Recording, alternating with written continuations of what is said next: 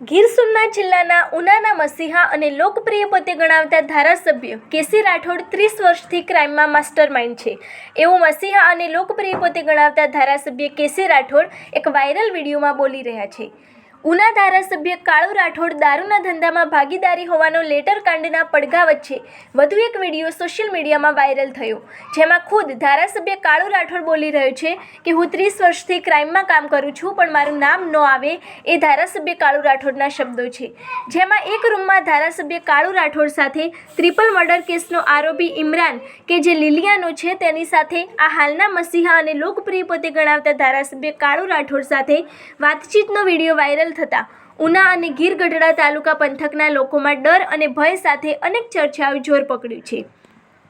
મસીહા અને લોકપ્રિય પોતે ગણાવતા ધારાસભ્ય કાળુ રાઠોડે સત્યનો અવાજ ઉઠાવતા પત્રકારો અને લોકો ઉપર ખોટા કેસો કરી ફસાવી દેવામાં ધારાસભ્ય કાળુ રાઠોડ માહિર છે। તેમજ ધારાસભ્ય કેસી રાઠોડ દારૂના ધંધામાં ભાગીદારી હોવાનો લેટર વાયરલ થયો છે તે બુટલેગર બગાઉકા જાદવ અને રસિક ઝીણા તેમજ ખનીજ માફિયાઓ ધારાસભ્ય કાળુ રાઠોડની ઓફિસમાં સાથે બેસીને ચર્ચા કરતા હોય તેમનો એક વિડીયો સામે આવ્યો છે, જેથી ધારાસભ્ય કાળુ રાઠોડ સાથે ભાગીદારી હોવાનો વાયરલ લેટર પત્રને લઈને ઘણું બધું પુરવાર તરીકે સાબિત થાય છે। આનાથી વિશેષ પુરાવા શું હોઈ શકે તેવા પણ લોકમુખે અનેક ચર્ચાઓએ જોર પકડ્યું છે। અને વધુમાં સૂત્રો પાસેથી મળતી માહિતી મુજબ ઉનામાં કેટલાક મર્ડર એવા થયા છે જેમાં પણ ધારાસભ્ય કેસી રાઠોડનો હાથ હોવાની ખુલ્લેઆમ લોકમુખે અનેક ચર્ચાઓએ પણ જોર પકડ્યું છે।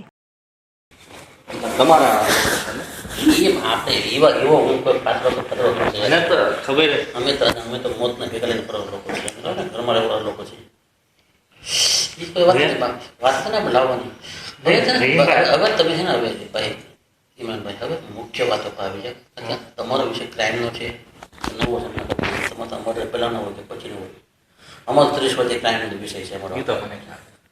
તમે જેટલું નથી કર્યું એટલું કર્યું અમારા પછી દેખાતો ને તમારો દેખાય અમારા પર રાજ્ય બહારના રાજ્યની અંદર અમારે નેટવર્ક હોય અમારું તમે કહી દઉં મોત બધાને છે, મને છે તમે વહેલું કે મોડું ગમે રીતે આવવાની અમે કોઈ ઝૂકીને ડરે રહેવાના લોકો નથી। કદાચ મોત આજ આવે કાલે બચપનથી વાત કરવા આપણે એકડે હકતા હતા ત્યારની વાત એ લોકોને ખબર છે। સવાલ આટલો છે કે એ લોકોને જેટલું આપણે મદદ કરીએ ને એટલી મદદ આપણે એની ક્યારે નથી।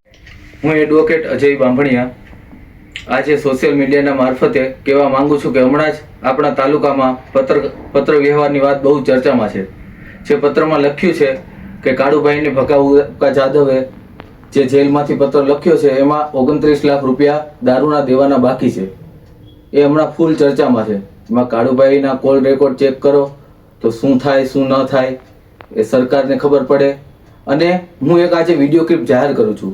વિડીયો ક્લિપના મારફતે કાળુભાઈ ખુદ કાળુભાઈ ચનાભાઈ રાઠોડ ચાલુ ધારાસભ્ય ખુદ એમ બોલે છે કે હું 30 વર્ષથી ક્રાઇમની દુનિયામાં છું અને મેં જે ક્રાઇમ કરેલા છે એ દેખાણા નથી અને બીજાના કારણે દેખાઈ ગયેલા છે। મારું ગુજરાતમાં નહીં પણ ગુજરાતની બહાર પણ સારું એવું નેટવર્ક છે ક્રાઇમનું, અને આ ક્રાઇમ કેટલા સમયથી લોકો ઉપર કરાવે છે, કરે છે, અને કઈ રીતે આ અત્યારે ઉના તાલુકા અને ગીર ગઢડા તાલુકામાં જે મોટા ગુનાઓ બને છે એમાં પણ કાંઈક ને કાંઈક આની સંડોવણી હોય। કોકને ખોટી રીતે સંડોવી દેવા, એમાં એના નામ જાહેર કરવા, ગુનામાં એફઆઈઆરમાં નામ નોંધાવવા, અને પછી નામ નોંધાવીને પછી સમાધાન કરી અને એફઆઈઆર પાછી ખેંચી લેવાની, આનો એક પ્રકારનો ધંધો થઈ ગયો છે।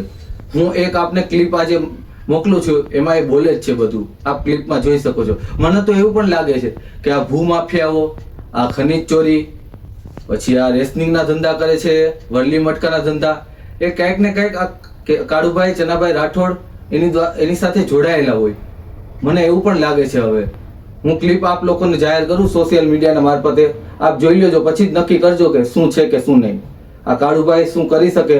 અને આ તો એક સેમ્પલ પ્રૂફ છે, બીજા આના વગરના ઘણા મારી પાસે પ્રૂફ છે, ક્યાં ક્યાં એને શું કર્યું શું નથી કર્યું, કોની યારે ઝઘડો કર્યો, કોના ઝઘડામાં ખોટી રીતે નામ નખાવ્યા, પોતે તો કાંઈ બહાર નથી પડતા પણ એના મળતિયાઓ મારફતે ઘણું ખરું કરાવે છે। જો આજે હું અજય બાંભણિયા આ ક્લિપ જાહેર કરું છું।